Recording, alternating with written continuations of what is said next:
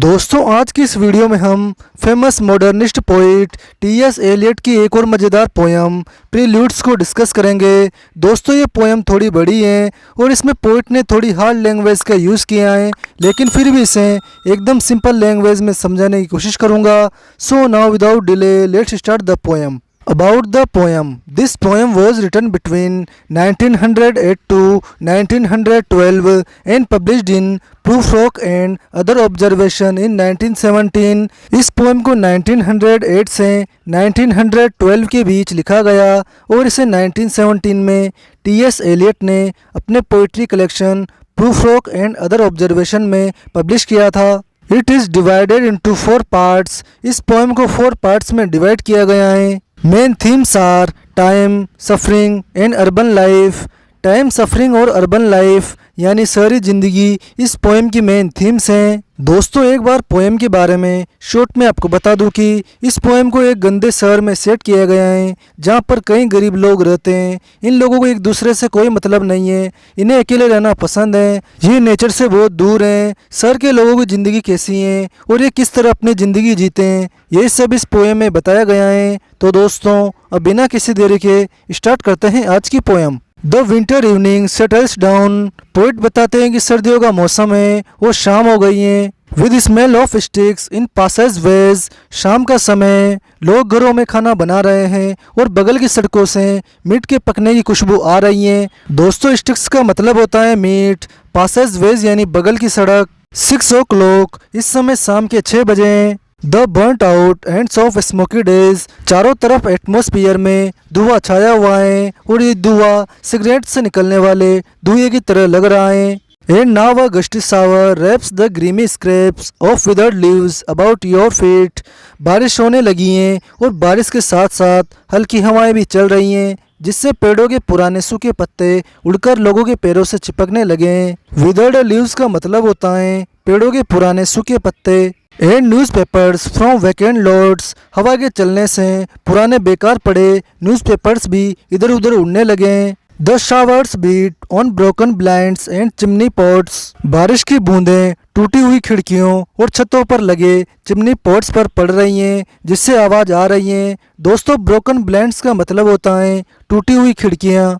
And at the corner of the street a lonely cab horse stems and stamps. और साथ ही गली के corner पर एक अकेला कैब हॉर्स बारिश से परेशान है, उसे ठंड लग रही है, वो भागना चाहता है लेकिन वो कैब से बंधा हुआ है इसलिए वो भाग नहीं सकता, जिससे वो बार बार अपने पैरों को नीचे पटक रहा है। And then the lighting of the lamps. शाम होने से गली में अंधेरा हो गया है इसलिए सड़कों की लाइट्स जला दी गई हैं। बारिश के साथ साथ तेज हवाएं भी चल रही हैं। दोस्तों ओवरऑल फर्स्ट पार्ट में पोइट ने शाम के समय में गली का जो माहौल है उसके बारे में बताया है। The morning comes to consciousness. Next day सुबह होती है।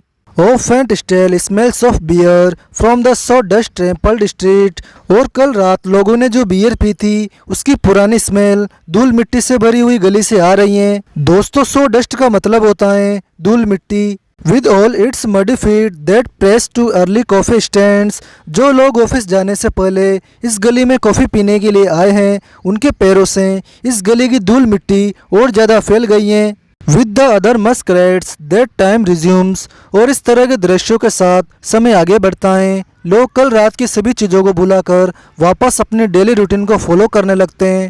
One thinks of all the hands। कुछ लोग उन सभी लोगों के बारे में सोचने लगते हैं। That are rises dingy sets in 1,000 furnished rooms। जो कि हजारों कमरों में से गंदे पर्दे हटाते हैं। दोस्तों डिंजी सेट्स का मतलब होता है गंदे पर्दे, यानी कि शहर में रहने वाले लोग भले ही मॉडर्न हैं लेकिन वो बहुत ही गरीब हैं, उनके घरों के पर्दे भी पुराने और गंदे हो चुके हैं। ये लोग सुबह होते ही इन पर्दों को हटाते हैं ताकि कमरों में सूरज की रोशनी आ सके। दोस्तों ओवरऑल सेकंड पार्ट में पोइट ने बताया कि सुबह होते ही गली का पूरा एटमॉस्फेयर चेंज हो गया। जहां शाम को हवा के साथ बारिश हो रही थी वहां अब सुबह होते ही गली में धूल मिट्टी उड़ने लगती हैं और लोग काम करने के लिए ऑफिस जाने लगते हैं। You tossed a blanket from the bed. Poet अपनी बिलवेड को रिप्रेजेंट करते हुए कहते हैं कि तुमने गुस्से में कंबल को बेड से नीचे फेंक दिया। ब्लैंकेट का मतलब होता है कंबल।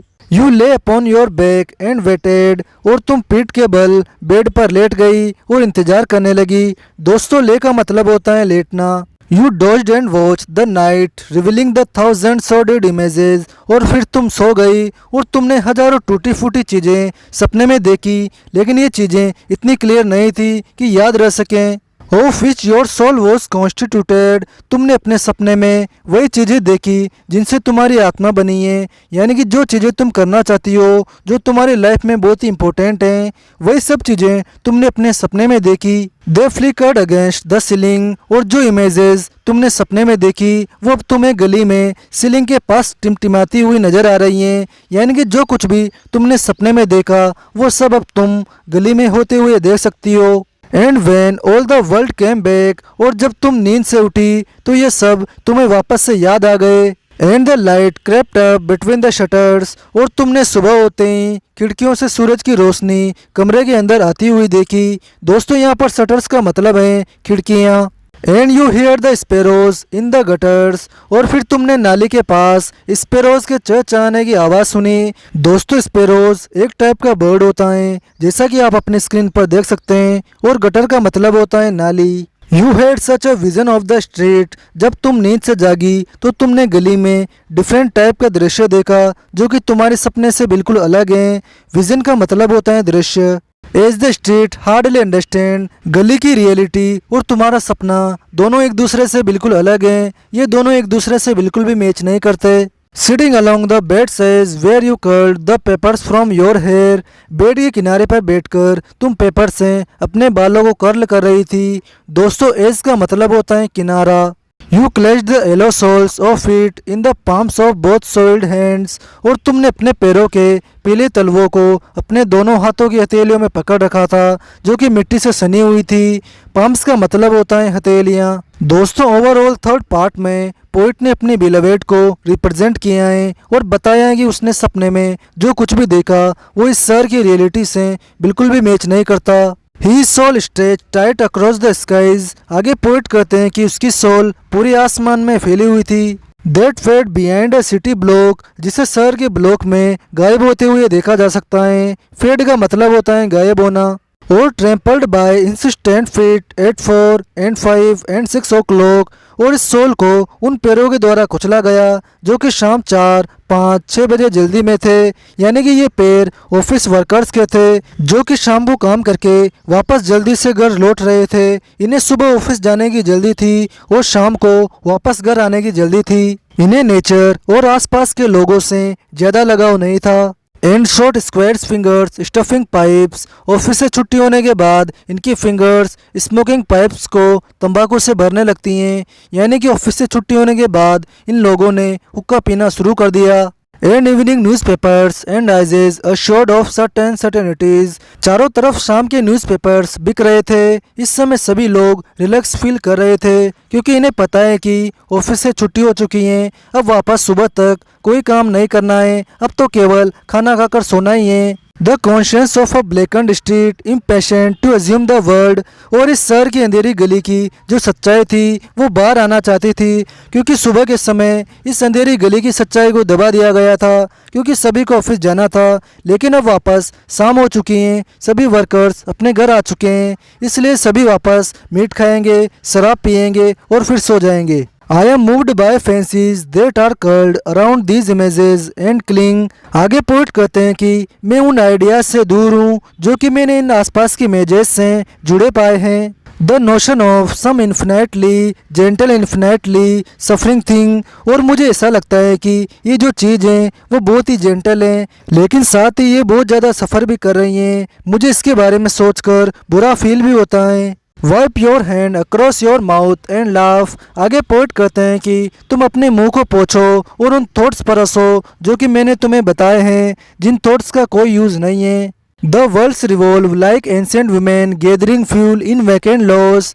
लास्ट लाइन में पोइट कहते हैं कि ये दुनिया वैसे ही घूमती रहेगी जैसे कि बूढ़ी औरतें लकड़ियों की तलाश में खाली ज़मीन पर घूमती रहती हैं। यानी कि मेरे थॉट्स हैं, मेरे विचार हैं, कुछ नहीं बदलेगा जब तक कि लोग अपने विचार नहीं बदलते हैं। अगर लोग अपने विचार नहीं बदलते हैं, वे इसी तरह जीना चाहते हैं, तो उससे भी अर्थ पर कोई फ़र्क नहीं पड़ेगा।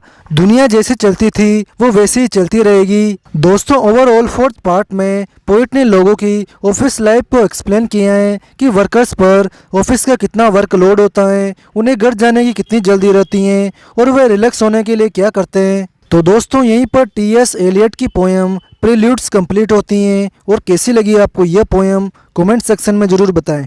फ्रेंड्स, अगर आपको वीडियो अच्छा लगा हो तो इसे लाइक करें, अपने फ्रेंड्स के साथ शेयर करें और चैनल को सब्सक्राइब जरूर करें। साथ ही बेल आइकन को भी प्रेस कर लीजिए ताकि हमारी आने वाली सभी न्यू वीडियोस की नोटिफिकेशन आपको सबसे पहले मिल सके। आज की वीडियो में बस इतना ही, मिलते हैं नेक्स्ट वीडियो में। Thank you, have a good day, bye.